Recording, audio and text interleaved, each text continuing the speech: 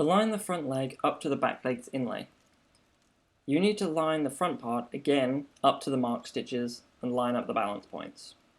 Again, they might not be properly aligned, and I've no idea why.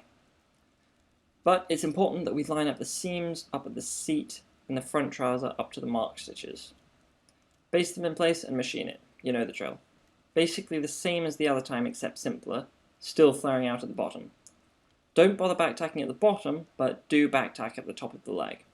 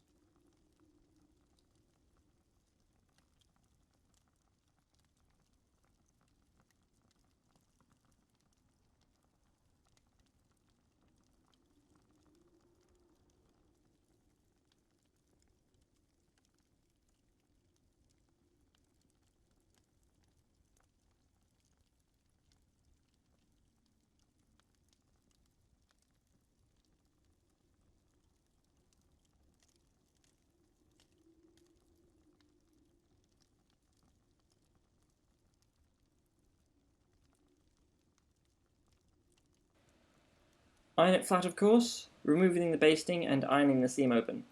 Ideally with a sleeve board, but plank of wood works fine too.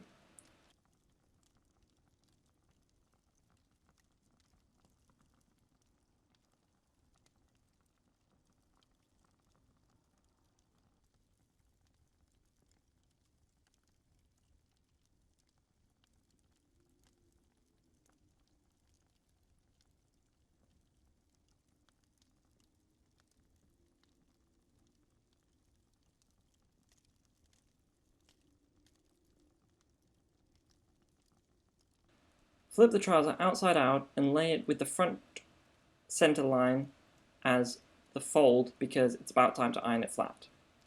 We should already have a front crease, so make sure that's flat and that the trouser is flat to create the back crease.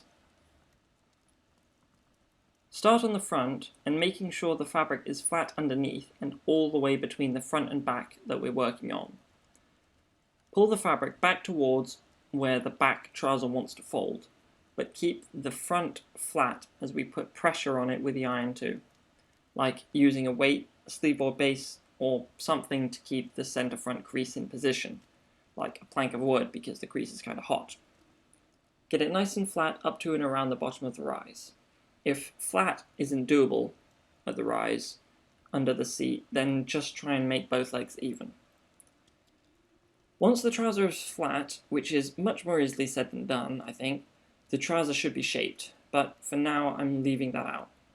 Though if you want to stretch the fabric at the thigh and calf and shrink it at the hammies and the shin, yeah, go for it. Some other time I'll detail this better in another video.